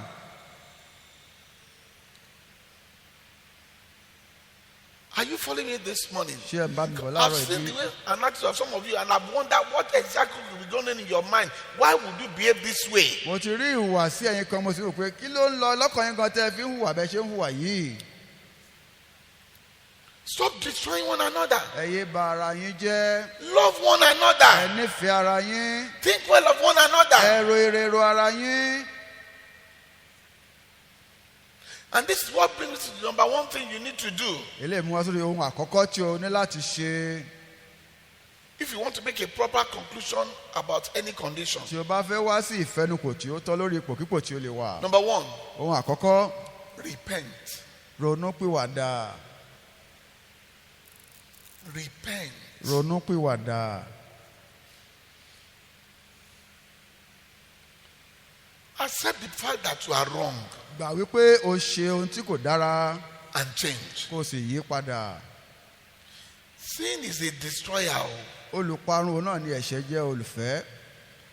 There will always always the consequences of your sin. àtúbọ̀tán ẹ̀ṣẹ̀ rẹ kò lè ṣaláì má wáyé ṣá. You have the right to choose to sin or not. o wá ní ẹ̀tọ́ láti yàn bóyá o fẹ́ dẹ́ṣẹ̀ àbí o You have the dẹ́ṣẹ̀. right to choose whatever sin you want to commit. o lé ẹ̀tọ́ àti yanrú ẹ̀ṣẹ̀ wo ló fẹ́ dá. But you don't have the right over the consequences. ṣùgbọ́n o lágbára lórí àtúbọ̀tán náà tó o bá ṣe yìí. Consequences, you cannot stop it. o lè dá àtúbọ̀tán You rẹ̀ cannot dúró. determine how heavy it o will lè be. sọ bí ó ṣe wúwo You tó. cannot determine how long it will o be. lè sọ bí ó ṣe pẹ́ You cannot tó. determine when it will be. o lè sọ báwo ni ó But ṣe there will be rí. consequences. ṣùgbọ́n àtúbọ̀tán yóò wáyé ṣá. What am I doing this morning? bó máa ń lọ láàárọ̀ yìí. Some of you, ẹ̀yin kan you need to go and check yourself. ẹ ní láti lọ yẹ ara yín wò dáadáa. If things are not working right for bí you, nǹkan ò bá lọ déédéé fún ọ maybe you need to examine yourself. bóyá ó yẹ kí wọ́n gan yẹ ara rẹ wò. If things are not working for your bí children, nǹkan ò bá lọ déédéé fún àwọn ọmọ rẹ maybe you need to check yourself. o ní láti yẹ ara rẹ wò. If you are not happy, bí inú rẹ ò bá dùn maybe you need to check yourself. bóyá ó yẹ kí wọ́n gan alára yẹ ara rẹ wò. Because some of you are blaming people they are not the one responsible for your misfortune. torí àwọn tí kò lọ́wọ́ sí i tó ń ṣẹlẹ̀ sí yín ni ẹ̀yin kan ń dá lẹ́bi. I told you last week about the brother that was accusing his wife mo sọ fún yín pa arákùnrin kan tó ń bú aya rẹ̀ ní ọ̀sẹ̀ tó kọjá. and a woman that was saying to the husband, it's my good luck that is bringing you blessing. àti obìnrin tó sọ pé oríire tí mo gbé wá sílé ẹ̀ ló mú bùkún báwo And ọkùnrin the yìí. one that says it's the bad luck of his wife that is not making it àti to tó ní prosper. orí burúkú aya òun ni òjò Both kò ń of ṣe them are déédéé. wrong. àwọn méjèèjì wọ́n ṣì í. It is your personal goodness ire ti ara àwọ gan fúnra rẹ that determines how God will bless òun ni you. yóò sọ bí ọlọ́run yóò ṣe bùkún fún ọ tó. Nobody can add to it. ẹnikẹ́ni ò lè fi Nobody kún can take from it. ẹnikẹ́ni ò lè If yọ kúrò anybody bẹ́ẹ̀. tells you it's their ẹ bá head, ní orí àwọn ni they are liars. irọ́ ni wọ́n ń pa fún ọ. If anybody tells you it's you, ẹ bá ní ìwọ ni he's a liar. That's Irọ́ the ló reason pa. why he's a liar. Ask him to check himself. níkànnì náà yí ara tiẹ̀ gan wò. I can tell you, many of the things that happen to you ọ̀pọ̀ ọdún tó ṣẹlẹ̀ sí mo lè as sọ a fún result ọ pé of the way you take it, lẹ́yìn ṣe gbà á sí ló jẹ́ kó máa rí not bẹ́ẹ̀. what people have done to you. ṣe táwọn èèyàn ṣe sí yín. Are you following me this morning? ṣé ẹ̀ ń bá mi bọ̀ It's láàárọ̀ about yìí. a result of wickedness. Joseph would not have done well in life. bí ìbáṣe fún ìwà àkàtà ṣe But his Joseph goodness, ṣùgbọ́n ire rẹ̀ His own good character ìwà rere tiẹ̀ gan was what elevated òun him. ló gbé sókè. Are you following me this morning? ṣé ẹ̀ ń bá mi bọ̀ láàárọ̀ yìí. I'm not saying people cannot be wicked. n ò sọ pé àwọn èèyàn ò lè ya ìka o I'm not saying people cannot be mean. wọn ò ní wọn ò lè burú o See, their wickedness toward you ìwà ká wọn sí ọ is only to distract you. láti mú ọkàn rẹ yapa nìkan ló wà If fún. you allow it to distract bó o you, bá fún un láyè láti mú ọkàn rẹ then you yapa will fail. ẹni pé ó wàá kùnà. But if you don't allow it to àwọn distract tó you o bá jẹ́ kó mú ọkàn rẹ and you are a yapa good person, tó o jẹ́ èèyàn rere you will succeed. ó ṣàṣeyọrí. So it's not them, it's you, how you take kì it. í ṣe àwọn bí o ṣe wà ara Am I gan. making sense to you this sọ̀rọ̀ mi yé morning? wa láàárọ̀ ìbí. If you are hearing me, shout bí ẹ bá ń hallelujah. gbọ́ mi ké hallelujah. So if you are not doing well, náà bó o bá ṣe dáadáa the more reason why you need to check yourself ìdí gan ló fi yẹ kí o yí ara rẹ wò. and examine areas where you need to change. kó wá pinnu apá ibi tó ti nílò àti ṣe ìyípadà. If you are not getting favor, bó o bá rí ojú rere gbà. is it possible that you have been wicked to some ǹjẹ́ wàá jẹ́ ibi pé o ti ń wà ìkà sáwọn kan bí. whatever you want to make happen to you? ohunkóhun tó o bá fẹ́ kó ṣẹlẹ̀ nínú ayé tiẹ̀. First of all, make it happen in the life of somebody. kọ́kọ́ jẹ́ ó ṣẹlẹ̀ nínú ayé ẹnìkan náà. It's all about seed and harvest. gbogbo ẹ̀dá lórí irúgbìn àti ìkórè. Are you following me this morning? ṣé ẹ̀ ń bá mi bọ̀ láàárọ̀ If yìí. I want my children to find favor wherever they mo go, bá fẹ́ ká ọmọ mi rí ojú rere mi kíbi tí wọ́n bá lọ. then I must favor people around èmi me. náà gbọ́dọ̀ ṣoore fún àwọn tó I bá must láyìíká favor mi. children around me. gbọ́dọ̀ ṣoore fún àwọn ọmọ ní If I àyíká want mi. them to find help, mo fẹ́ kí wọ́n rí ìrànlọ́wọ́ then gbà. I must help as many as I mo could. gbọ́dọ̀ ràn iye àwọn tí mo bá lè ràn Are lọ́wọ́ you lọ́wọ́. following me this morning? ṣé ẹ̀ ń bá mi bọ̀ láàárọ̀ I've yìí. seen that some of you that are having issues with your children ẹ̀yin kan tí ẹ níṣòro pẹ̀lú àwọn ọmọ yín báyìí. about the ways and their ways. nípa ọ̀nà wọn gbogbo. They are you. ẹ̀yin gan lẹ̀ ara yín lẹ̀ ń rí yìí. It is you. ara yín gan ẹ̀yin gan ni. Your children are example of you. They are just you. bẹ́ẹ̀ ṣe rí gan làwọn Your ọmọ yín rí ways. ọ̀nà yín wọn You ni. see, when you fight those children mo ti bá ń bá àwọn ọmọ yìí jà because of their character, torí ìwà wọn. it's like you fighting ó yourself dàbí kó ń bára rẹ jà because ni. it is the attitude in you ìṣesí tó wà nù rẹ that is in your child. òun ló wà nù àwọn ọmọ rẹ náà. Are you following me this morning? Ṣé ẹ ń So bá when mi you are wá? fighting this boy, you are stubborn, Ìwọ you ọmọ are ìlágídí this, o ṣe báyìí. you are fighting yourself. Ara ẹ̀ ló ń bá jà. The stubbornness is in you. Agídí wà nù wọ́n The náà. child did not just speak it from nowhere. Ọmọ ọ̀kan hé nínú afẹ́fẹ́. If your child is wayward, Ọ̀yẹ̀ bá rìnrìn kúrin. maybe while you are grown up, you are a wayward person, but you Bóyá are still wayward. ìgbà tí wọ́n gan kéré bóyá o ṣì ń rìnrìn kúrin bóyá o ṣì ń rìnrin kúrin náà dì sí Maybe you are still pàpà. following women. Bóyá o ṣì ń gbọ́ obìnrin You are kiri still lẹ̀. following men. O ṣì ń You gbọ́ don't ọkùnrin say kiri this lẹ̀. child is not Ó wá ní, promiscuous. Ọmọ yìí ń rìnrìn kúrin. It is you. Ìwọ náà ni.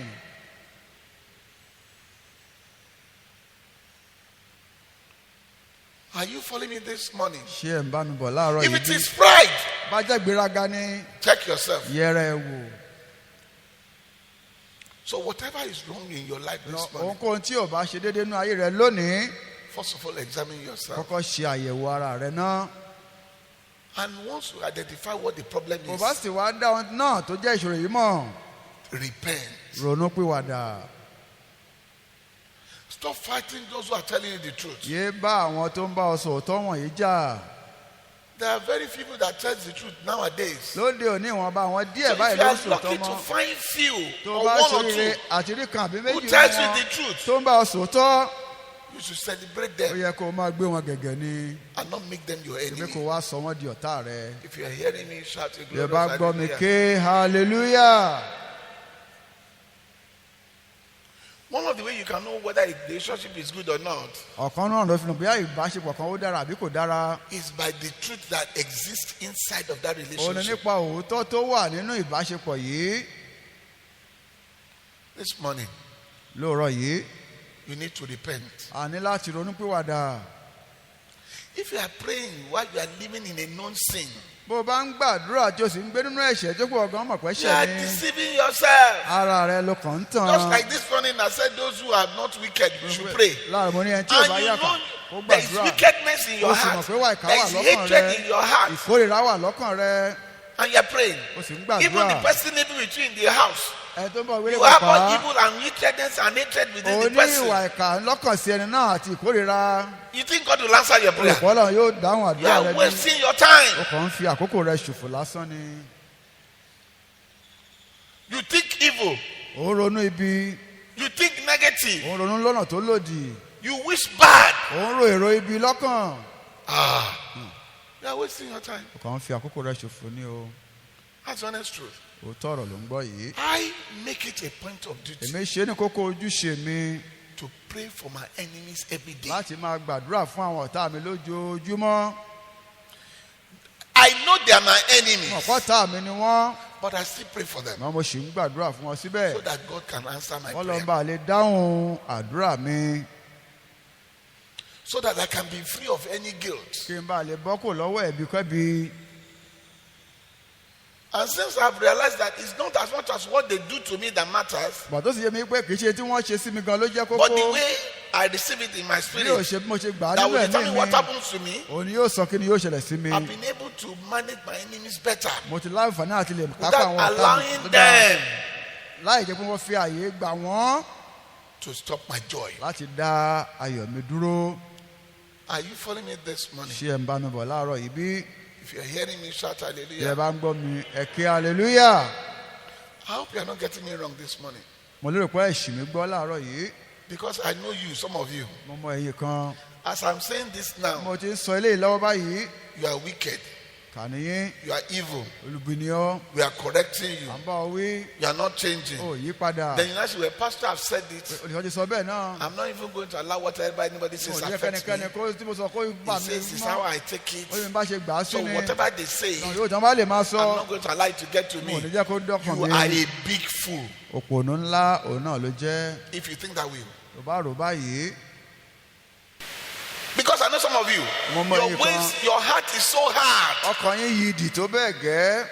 and you that you don't want to change. Pé ẹ tiẹ̀ fẹ́ That yí you padà rather rárá. use any excuse Ẹ wá to àwọn remain the way you are. láti wà bẹ́ẹ̀ ṣe wà Some náà of you have been síbẹ̀. talking to you for over 10, Mo 15 ti ń years. bẹ́yìn kan sọ bí ọdún And mẹ́wàá it's still the mẹ́ẹ̀ẹ́dógún. same thing till Ẹ ṣì today. wà bákan náà dòní.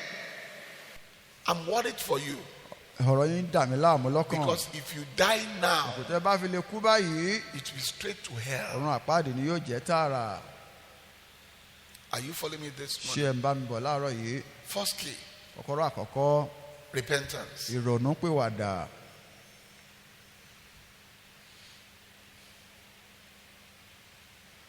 Today is what you have. òní nìkan la ní o. You don't know whether you will have tomorrow. sẹ́ni tó mọ̀ bóyá òun ó di ọ̀la. Whether you and I will be alive tomorrow, we don't know. bóyá èmi àti àwọn wà That's why láyé your change ìdọ̀la must ọmọ. start today. náà la gbọ́dọ̀ bẹ̀rẹ̀ ìyípadà náà Don't delay it till lónìí. tomorrow. má fi falẹ̀ dọ̀la. Repent now. ronúpìwàdà báyìí.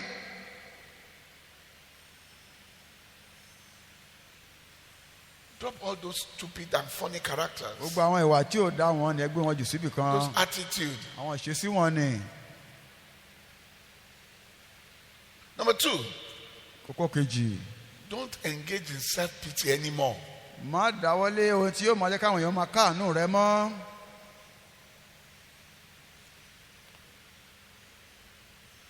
Don't engage in self-pity anymore. má ṣe máa ṣe tí wọ́n máa káàánú àbí kó wọ́n Stop náà máa moving káàánú rẹ. about looking morose. yéé lọ káàkiri kó o And máa looking for fojú people so to pity you. kó o máa wá káwọn èèyàn máa káàánú rẹ. On your account, some of you, they've given pastor a bad name. nítorí tí ẹ̀yin kan a ti sọ They've olùsọ ní given orúkọ burúkú. people who tell you the truth a bad àwọn name. tó ń bá yín sòótọ́ rẹ̀ ti sọ wọ́n lórúkọ Because burúkú. you make them look as if they are lying against torí you. pé ẹ jẹ́ kó dàbí pé irọ́ ni wọ́n Because ń you pa make mọ́ it look as yín. if they are just on your case for ó jẹ́ pé nothing. wọ́n kàn ṣáà ń lè ra ọmọ́rọ̀ yín ṣá láì nídìí ni. We were told that God wrestled with Jacob all through the night ọ̀rọ̀ pé olúwa bá Jákọ́bù jà ìjàkadì ní because he gbogbo was òru telling mọ́lẹ̀. him he has to change his ó ní ways. o gbọ́dọ̀ yí ọ̀nà rẹ̀ yí padà If sẹ́ẹ̀. I wrestle with you má bá yín jìjàkadì over your character, lórí ìwàásù the rẹ need for you to change, fún ọ láti yí padà it's because of love, it's for your own good. fún àǹfààní tiẹ̀ ni. But because the devil has taken over you, mo tẹ́ pé èṣù ti gba ọkàn yín kan. you refuse to see where one is coming ẹ sì from. kọ̀ láti wo ìhàwọ̀ là ń gbà bọ̀ wá. I remember one old story mo rántí ìtàn àtijọ́ kan of a man who wanted to commit suicide. tí arákùnrin kan tó fẹ́ gbẹ̀mí ara rẹ̀. Before he jumped down from the top of a very tall building, kó tó bẹ́lẹ̀ láti orí òkè ilé kan tó ga rorororo. one man rushed to him. àwọn nìkan sáré sọ́dọ̀ rẹ̀. Please, I know you want to jump and kill mo kò yourself. fẹ́ bẹ́ sílẹ̀ o fẹ́ para rẹ̀ alàgbà. But before you jump, mo kò tó bẹ́lẹ̀. can I have your shoes? bàtẹ́ ẹsẹ̀ yóò ṣe fún mi. Man said, take. ọ̀rẹ́ gbà. Say, what about your belt? ìgbànú rẹ̀ ń kọ́. Man said, take. onígbà. Say, what about your wristwatch? aago ọwọ́ rẹ̀ ń kọ́. Then the man who wanted to say, why are you asking for all these o things? ṣe ń bèrè fún gbogbo nǹkan wọ̀nyí. And the one that was asking told him, ẹni tó ń bèrè wá wí fún he wípé said, all his life, ní gbogbo ọjọ́ ayé òun he had never been able to afford any of those òun ò things. tí ì rówó ra èkéyìí àwọn nǹkan wọ̀nyí rí. And since he wanted to kill nígbà tí himself, wọ́n ti wá fẹ́ para rẹ̀ yìí he will no longer have need for any of them. ò ní nílò wọn mọ́. So he came to ask ló ń fi for wá them. tọrọ pé kò fún òun ní nǹkan wọ̀nyí. When the man who wanted to kill himself out of all this, pàtẹ́ni tó fẹ́ para rẹ̀ yìí tó gbọ́ gbogbo nǹkan wọ̀nyí. he realized that his case was not ó wá that rí i bad pé ọ̀ràn ayé òun kò tí ì burú tó bẹ́ẹ̀ náà. and did not commit suicide kò anymore. bá gbẹ̀mí ara rẹ̀ mọ́. Some of you, beloved, ẹ̀yin kan olùfẹ́ why are you sad this morning? èyí ṣe tí inú yín ń bàjẹ́ láàárọ̀ yìí. Oh, because I'm not married. torí wọn ò tí ì ṣègbéyàwó ni. Oh, because I don't have torí wọn children. ò bímọ ni. Oh, because I only have one torí pé child. ọmọ kan ṣoṣo ni mo bí ni. Oh, because in my office they have not been promoted for 3 years. wọn ò fún mi ní ìgbéga fún bí ọdún mẹ́ta ń bí iṣẹ́ mi ni. Oh, because I heard yesterday that somebody who started work after me have been promoted and is earning double what I'm earning. torí pé ẹnìkan tó ṣe bẹ̀rẹ̀ iṣẹ́ bí ìjọ ọdún mẹ́ta sẹ́yìn tèmi ó ti gbéga ó ti dẹ̀ sí Oh, gbowó I tó ju just tèmi heard lọ. yesterday that one of my friends had just gotten a better job and is earning so much money. They even gave her a mo car. gbọ́ lánàá pé ìkan náà àwọn ọ̀rẹ́ mi ó ṣe ìríṣẹ́ níbi kan tó dáa wọ́n sì fún ní owó tó dáa ó tẹ̀ ní ọkọ̀ ayọ́kẹ́lẹ́ tí wọ́n gbé fún un. And so on and so forth. àti bẹ́ẹ̀ bẹ́ẹ̀ lọ.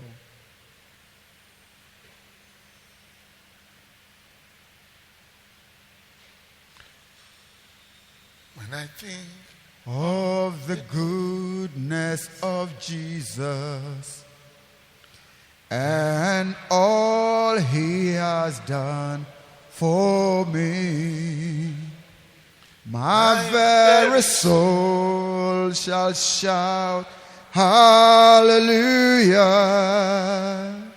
Praise God for saving Some of you who think this way are ungrateful bonds.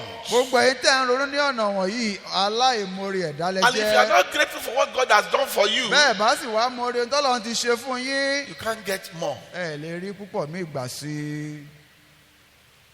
Are you following me this morning? ṣé ẹ ń bá mi bọ̀ láàárọ̀ yìí. Number 3, kókó kẹta. focus on God and not on your condition. tẹ́jú rẹ mọ́ Ọlọ́run má tẹ́jú mọ́ ipò tó wà ní. Focus on God jẹ́ kí àtẹ́júmọ́ rẹ kó wà lọ́dọ̀ Ọlọ́run and not the problem. kí o má tẹ́jú mọ́ àwọn ìṣòro wọn ni. David said, I will look up to this from where cometh my help. Dáfídì ní èmi ó gbé ojú mi sí orí òkè wọn níbo ni ìrànlọ́wọ́ mi ti ń wá. Your problem is there. ìṣòro rẹ ó wà ńbẹ̀ náà. If you continue to look at it, it will not change. bó bá ń lò ń tẹ́júmọ́ òun wò kò But lè there yí is padà. someone you can look up to for help. ǹgbẹ́ nìkan wà tó lè wò lókè fún ìrànlọ́wọ́. He's called your helper. òun la pè ní olùrànlọ́wọ́ There is rẹ. one thing God cannot refuse. òkan ni Ọlọ́run ò lè kọ̀ rárá.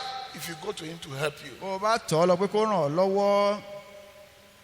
He said, I'm an ever-present help in times of trouble. ó ní èmi ni lọ́wọ́lọ́wọ́ ìrànlọ́wọ́ ní ìgbà Anytime you come ìpọ́njú. to me for help, I'm there to help you. nígbà tó o bá tọ̀ mí wá fún ìrànlọ́wọ́ mo ṣetán láti ràn ọ́ lọ́wọ́. The Almighty God is a specialist in turning up when everyone else has given up. ìgbàkúgbà tí ẹnikẹ́ni bá ti ju àwà sílẹ̀ Ọlọ́run Olódùmarè ó wà fún ọ láti tì wá lẹ́yìn. He's a specialist in coming in through the back door Oh, my when God. you are expecting him at the front door. nígbà tó o bá ní kó gba iwájú wọlé òun lè gbẹ̀yìn wọlé wá dá ọ lóhùn. Focus on him and not on the problem or jẹ́ condition. kí àtẹ́júmọ́ rẹ wà lára Ọlọ́run kó má jẹ́ lára ipò tó wà bí àyè náà tó wà. Some of you say it's because people are always asking me ẹ̀kan ní àwọn whether yẹn máa ń I'm sábà bí léèrè married, tí ó ti ṣègbéyàwó whether I have tí ó ti children, bímọ about my nípa children, àwọn ọmọ mi how are they doing báwo now? wọ́n ṣe ń ṣe sí That's why báyìí. I'm worried. òun náà ló fi ń dà mí láàmú. And I will always tell them it is mo sì máa ń well. fún wọn pé àlàáfíà ni ó dára. Yes, anytime they ask you, bàbá àti ọmọ bí ọ léèrè. tell them it is sọ well. pé àlàáfíà ni.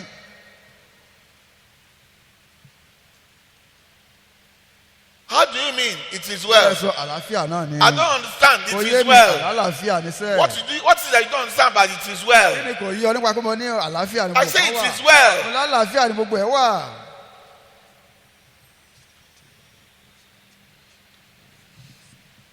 If you bother about these people tí o bá ń dára ẹ láàmú nípa àwọn wọn and ni. keep asking this question, tí wọ́n ń bi ọ́ ní ìbéèrè wọ̀nyí they will kill you wọ́n ó pa ọ́ o.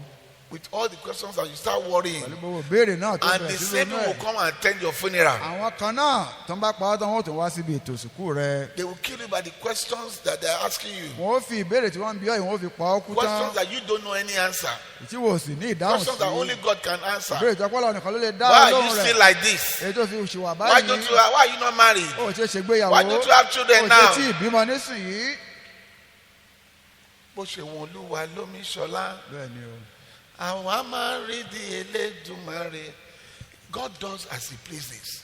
The timing of everyone is different. àkókò olúkálùkù ó yàtọ̀ Ọlọ́run ti ṣe nǹkan gbogbo bó ṣe wù ú ni. What he has sent you to come and do on earth ohun tó rán mi wá ṣe láyé is yìí different from what he has sent you to ó come and yàtọ̀ do sí on tó earth. rán ìwọ wá ṣe. Whether my mission will require for me to have children and marriage is up to him. bóyá iṣẹ́ mi yóò pè pé kí n bímọ àbí kí n Whether ṣe it's ìyàwó not kù sí part of my lọ́wọ́. mission is up to bóyá him. kò sí lára tó ní mo wá ṣe láyé ó kù sí My job is lọ́wọ́. to fulfill divine destiny. iṣẹ́ mi pé kí n mú àyànmọ́ àdòkè wá ṣẹ. If you're hearing me, shout hallelujah. bí o bá ń gbọ́ mi kí hallelujah. Number 4, focus on one problem at a time. kókó kẹrin kọjú sí ìṣòro kan ṣòlẹ́ẹ̀kan oṣù. Prioritize your problems. dá ètò jẹ́ ìṣòro náà mọ̀ lọ́kọ̀ọ̀kan. Some of you are fighting useless battles. ẹ̀ẹ̀kan ogun tí ò wúlò lẹ́ ń jà. Some of you, problem that is not your own, you are carrying it on your head. ìṣòro tí iye tí ẹyin kan lẹ́ ń gbé kárí. Because you want to know about what is going on in everybody's ìpè ọ̀fẹ́ life. mọ kí ló ń ṣẹlẹ̀ nínú ayé olúkúlùkù Meanwhile, you have a ènìyàn. lot of issues on your hand. ìwọ sì ní ọ̀pọ̀lọpọ̀ ọ̀ràn nínú ayé tiẹ̀ náà. Number 5, ìkarùn-ún stop thinking or confessing negatively. yéé ronú àbí kó máa jẹ́wọ́ nǹkan lódìlódì. Don't let anyone push you to the point that you speak negatively about yourself or your situation. má jẹ́ kẹ́nikẹ́ni tí ọ̀rẹ́ yìí pé ó bẹ̀rẹ̀ sí sọ̀rọ̀ òdì nípa ipò àbí àyè tí ó wà. Negative confessions and thoughts will only put you into trouble. ìjẹ́wọ́ àti ìrònú nípa ọ̀nà tó lòdì yóò kàn máa fi ọ́ sínú ìyọnu ni. 6, kókó kẹfà hold firmly to the promise of God. di àwọn ìlérí Ọlọ́run mú ṣinṣin. Hold firmly di àwọn ìlérí ọlọ́run mú ṣinṣin. Promise of God. Whatever God has said to you, ohunkóhun tọ́lọ́run bá ti sọ fún ọ trust Him that He will bring it to pass. gbẹ́kẹ̀lé pé yóò mú ṣẹ Just like Joseph.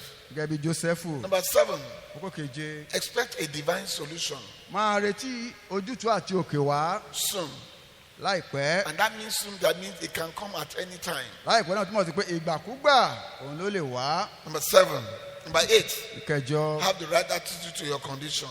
ní ìṣesí èyí tí ó tọ́ sí ipò tí ó bá bá ara rẹ. What this means, beloved, lélẹ́yìí túmọ̀ sí is olùfẹ́ that you must start seeing yourself pé máa bẹ̀rẹ̀ sí rí ara rẹ bigger than that pé problem. ó ju ìṣòro ní lọ. Finally, this morning, as I round up, lákòótán láàárọ̀ ibi wọ́n ti máa kásẹ̀ ńlẹ̀. I want you to remember what Psalm 34, verse 17 ẹ says. rántí orin dáfídì orí kẹrìnlélẹ́ní ọgbọ̀n kẹtàlélógún tó Psalm wí. 34, verse orin 17. dáfídì orí kẹrìnlélọ́gbọ̀n ẹsẹ̀ Righteous kẹtàlélógún. people cry out.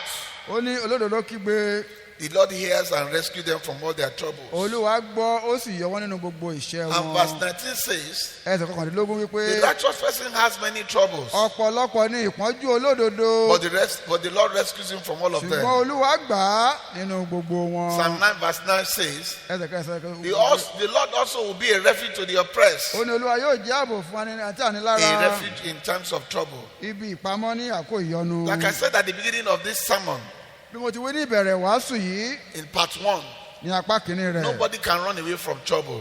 ẹnikẹ́ni ò lè sá fún Nobody can run ìyọnu away from problems of life. ẹnikẹ́ni ò lè sá fún No ìṣòro matter ayé how yìí. righteous you are, bó ti wù kó jẹ́ olódodo tó there is no place that you can go that is too far kò that síbi trouble tó will not find kò you. síbi tó lọ́sẹ̀lẹ̀ jìnnà tó tí ìṣòro ò ní wá Even ọkàn. if you go to an island where they don't know you, kó o tiẹ̀ lọ sí erékùsù tí wọn ò ti dá ọ mọ̀. even if you go to a virgin island kí o lọ sí erékùsù tí o tiẹ̀ sí nǹkan bẹ̀ and say, I rárá. want to go and start there afresh, tó ló fẹ́ lọ tẹlẹ̀ dó síbẹ̀. you will still find trouble. ó sì bá ìyọnu pàdé As a pẹ̀lú. matter of fact, beloved, ní kókó papà olùfẹ́. all of life is one trouble or another. ní gbogbo ìgbé ayé yìí ìṣòro kan lórí òmíì ló kún And like bẹ́ẹ̀. I mentioned earlier to you before, mo ti wá sọ fún wa ṣáájú tẹ́lẹ̀ náà. anyone who is telling you that you can have a problem-free life ẹni bá ní o lè gbé ìgbé ayé tí ò ní ìyọnu. is just scamming you. ó kàn ń gbá ọ ni o. Even the Bible tells us that the righteous is not immune from trouble bẹ́ẹ̀ ni wọ́n sọ pé olódogo dán kò yẹ kúrò nínú ẹni tí ìyọnu yóò dé because bá. problems do not respect anyone and has no regard for anyone. torí pé ìṣòro yìí kò bọ̀wọ̀ fún ẹnikẹ́ni. Whether you invite trouble or not, they will come. ó yóò pe ìṣòro àbọ̀ pé wọ́n wà á. God himself will use trouble as a training school for ọlọ́run you. gan fi ìyọnu ṣe ibi ìdánilẹ́kọ̀ọ́ fún àwọn ọmọ rẹ̀. Life is a process of solving problems. ìgbé ayé yìí ìgbésẹ̀ ká máa yanjú ìṣòro ló dálé lórí. If you recall, I also told you bí ẹ bá rántí mo tún sọ fún yín ṣáájú. that the believer who has completely, genuinely surrendered his or her life to Jesus. nípa onígbàgbọ́ tó ti fi ayé rẹ̀ fún Jésù ní tòótọ́. If you are like that, bó bá wà báyìí. every problem and challenges in your life gbogbo ìṣòro àti ìpèníjà inú ayé rẹ̀. is a miracle in disguise. iṣẹ́ àrà tó farasin ni. I also told you that God will never deliver you from the problem, mo sọ ọlọ́run lè má gbà kúrò lọ́wọ́ ìṣòro náà. but he will deliver you while you are in the problem. ṣùgbọ́n bó o bá ti wà láàrin ẹ̀ gan yóò And wá I dá gave nílé. examples of Shadrach, Meshach, and mo wá Abednego. fún wa ní àpẹẹrẹ Ṣédrákì Méṣákì àti When, Abednego. when Nebuchadnezzar threw them into the fiery bàtí furnace. Nebukadnezari sọ wọ́n sínú náà ìléru tí ń jó. I also told you about Daniel in the lion's mo den. sọ fún wa nípa Dáníẹ́lì nínú ihò kìnìún. I also told you about that problems can make you better or bitter, ọmọ pé ìṣòro lè mú ọ kí o dára sí i àbí kí o burú sí i. and they can either build you up or bust you up. bákan náà ó lè gbé ọ ró àbí kó já ọ lulẹ̀. I told you, beloved, olùfẹ́ mo wí that fún yín every problem have expiry pé gbogbo date. ìṣòro ló ní ìgbà tí yóò wá sópin. Sometimes God's process of delivering you may be like a challenge, ìgbà míì ìgbésẹ̀ ìdáǹdè tọ́lọ́ mú wá fún ọ lè jẹ́ bí ìpèníjà sí ọ. and many people may not understand. ó sì lè má yí ọ̀pọ̀lọpọ̀ They ènìyàn. got worried ìrẹ̀wẹ̀sì yóò mú wọn. and they think it's a big problem. wọ́n sọ pé ìṣòro ńlá leléyìí. God knows better. ọ yí Ọlọ́run jù bẹ́ẹ̀ lọ. Finally, remember Joseph's story, lákòótán ẹ jẹ́ ká rántí ìtàn Jósẹ́fù how his brothers sold him to bí slavery. àwọn arákùnrin rẹ̀ ṣe tà á sí oko ẹrú. If Joseph was not sold by his brothers, ìbá jẹ́ pé àwọn arákùnrin Jósẹ́fù kò wọn ọ̀tá Jósẹ́fù ni he would not have gone to Egypt. ìbá má ti dé Íjíbítì. Am I right? Yes, sir.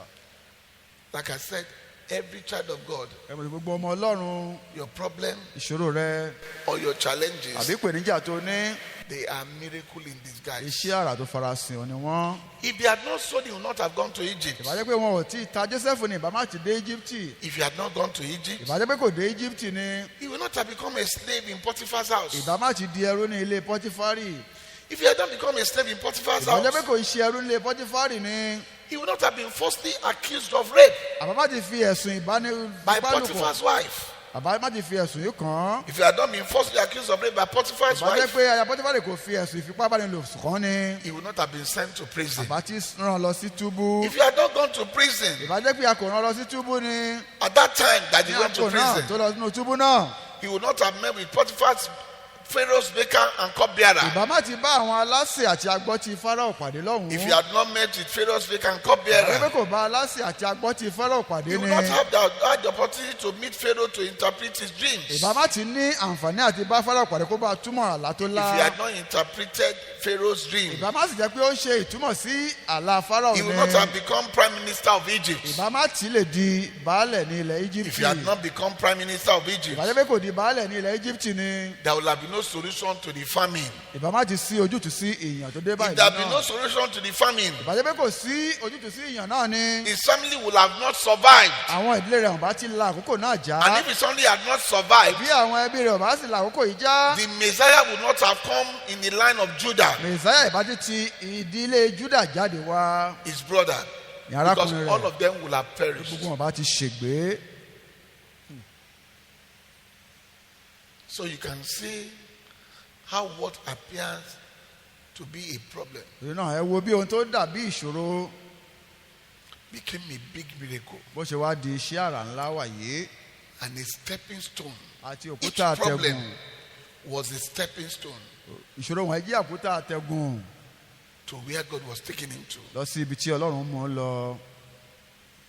Are you following me this morning? ṣé ẹ̀ ń bá mi bọ̀ láàárọ̀ yìí. Maybe you are the solution bóyá wọ́n gan ni ojútùú to the problem of this world. sí ìṣòro ayé yìí. Maybe you are the solution bóyá wọ́n ni ojútùú to the problem of your family. sí ìṣòro ìdílé rẹ. Maybe you are the solution bóyá wọ́n ni ojútùú to the problem of this sí nation. ìṣòro orílẹ̀-èdè yìí. But right now, mọ̀ lọ́wọ́lọ́wọ́ báyìí it is not looking that way. kò jọ bẹ́ẹ̀ rárá. Continue to walk righteously. ìwọ ṣáà máa rìn ní òdodo. Continue to do good. máa ṣe rere. Develop right attitude to ní whatever problem comes ìṣesí your tó way. dáa sí ohunkóhun tó bá kò Keep ọ́ looking lójú. up to God. ṣáà máa wojú Ọlọ́run. Trusting God. gbẹ́kẹ̀lé Ọlọ́run. At the end of the day, níparí gbogbo rẹ̀ it will end in praise. yóò já sí ìyìn.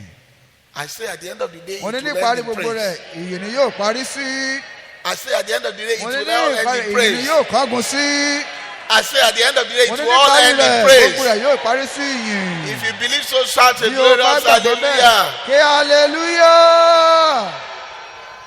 You are here this morning. jí o wà ń bí láàárọ̀ yìí. You've listened to this sermon. o ti tẹ́tí gbọ́ ìwàásù yìí. You need to say one or two things bóyá ó to ní God. ohun kan àbí méjì tó fẹ́ bá Ọlọ́run sọ. Please quickly come forward. yára wá sí iwájú pẹpẹ.